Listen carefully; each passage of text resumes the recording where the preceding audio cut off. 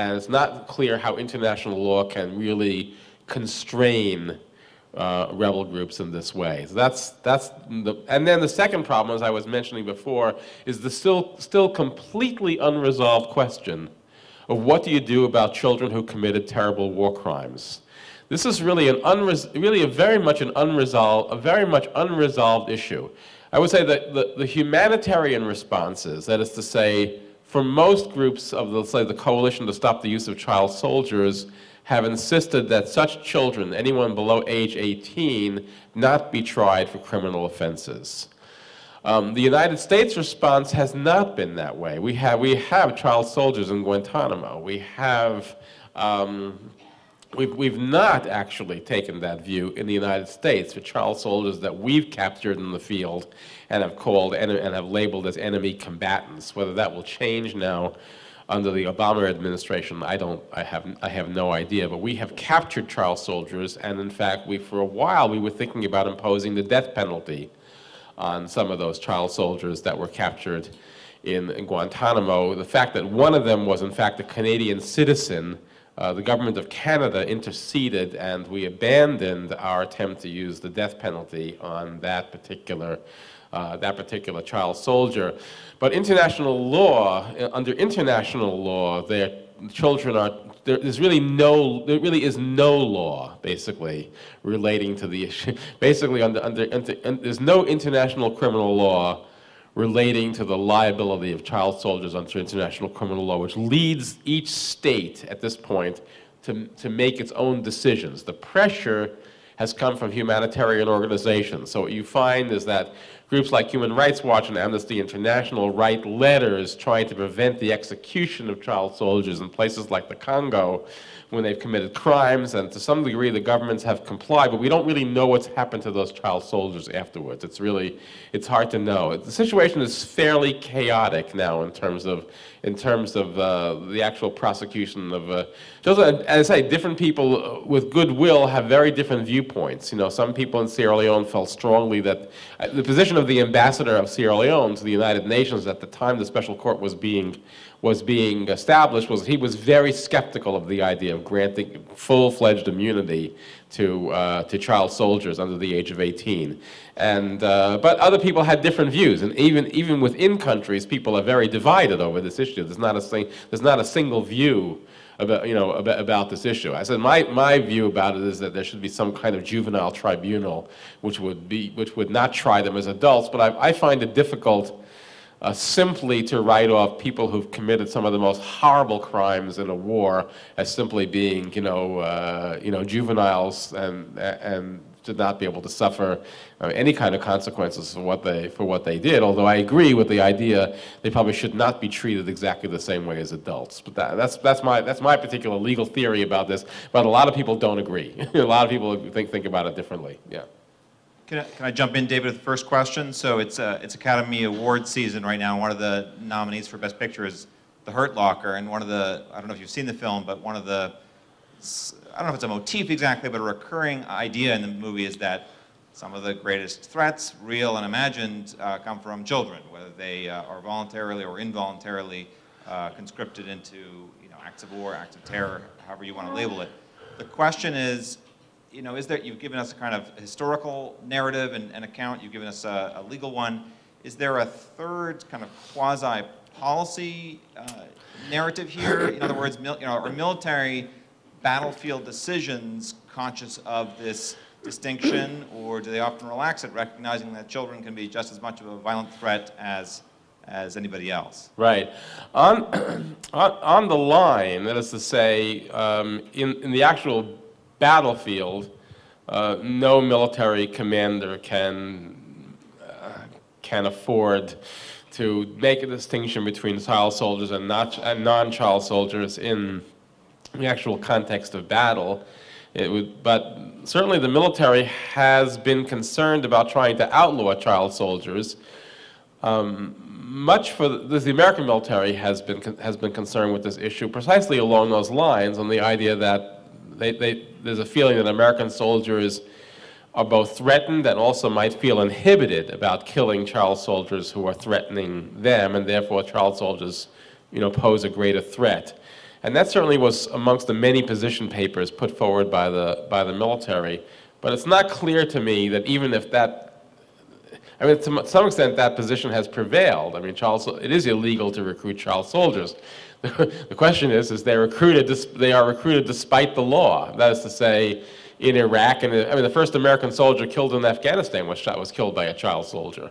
So, it's really hard to conform these groups to ideas of international law, even if American policymakers, especially in the military, would like to see some kind of compliance with this.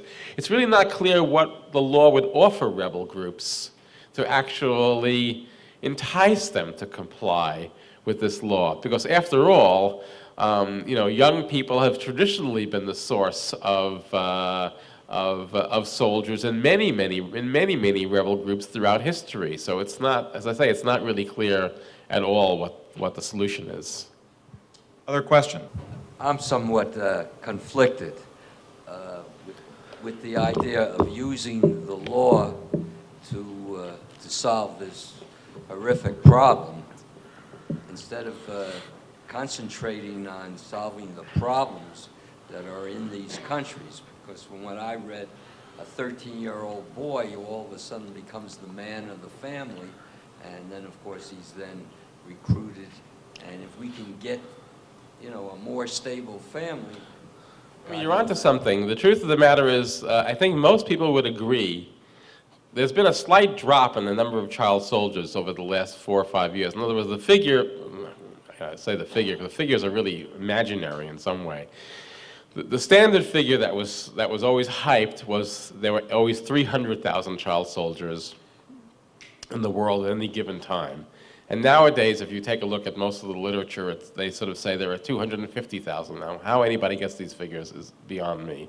But I think there is a general recognition that there are fewer child soldiers, but most people say it's not because of the war, not because of the law. That there are fewer child soldiers because there's less conflict. And you're right. I mean, the real solution to this problem is significantly less conflict if one can resolve the conflicts in society. And certainly that has proven to be the main reason why there has been a reduction in child soldiers. Prosecutions, I mean, from my point of view as a lawyer, you could say, well, what is the value of international prosecutions? I mean, you could say that about the Nuremberg trials, you could say that about the special court in Sierra Leone. After all, they really only pick a few people and put them in trial, and the vast majority of perpetrators never go to trial.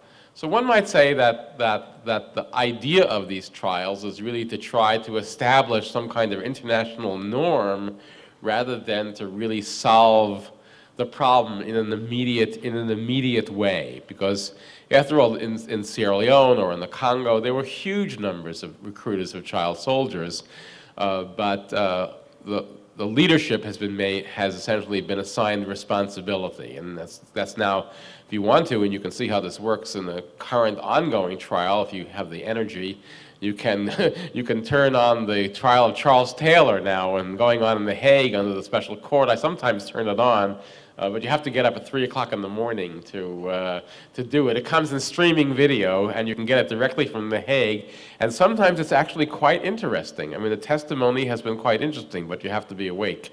So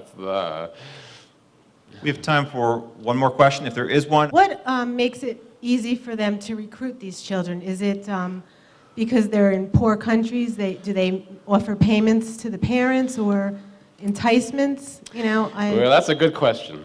There's not a single answer to that question. In other words, I mean, you could take the case of, let's say, I mean, the case that I know a little bit about is the case in Sierra Leone. There are many ways in which children were recruited into becoming child soldiers. In some instances, in the case of, let's say, the rebel groups, which were sort of fairly horrific in their activities, I mean, they were kidnapped and forced to become child soldiers. But in other instances, that wasn't quite true. That in some of the civilian defense forces that were called the Kamajo, in some instances there was forced recruitment, but in other instances there were children who felt that they were participating in the defense of their homes and their villages and what have you from rebel attacks. So if you go anywhere, you're going to see a huge spectrum of reasons and motivations as to why it is that children get involved. So the answer is, I don't know the answer. I don't know a single answer to that question. It depends. Some cases it's ideology. You know, there's really very strong motivational ideology on this issue. Interviews, for example, let's say with the Palestinian leaders, they said, well, I was involved in resistance when I was 15 and 14, and I think my children or the younger people should be involved in this resistance as well. Sometimes there's a long history of youth resistance, in which children are seen as powerful resistors of things. So I mean, psychologists tend to say, psychologists who approach this problem tend to say, well, the reason that children are recruited is because they're most vulnerable and most easily manipulable, and there are a variety of psychological reasons which are used to account for recruitment. Myself, as an anthropologist and historian, I tend to look at it in a slightly different way. I tend to look at a long history of involvement with children rather than focus on some unique notions about childhood vulnerability. And sometimes I say children don't have the ability to consent, but in a lot of these situations neither do adults. I mean, you know, it's not like in some sense that plenty of adults are recruited into armies against their will too, and end up fighting. So I wish I had a more succinct answer to your question, but I think it's too complicated to give a single reason. Thank you all for coming out, and thank you, David, very much. Yeah, sure.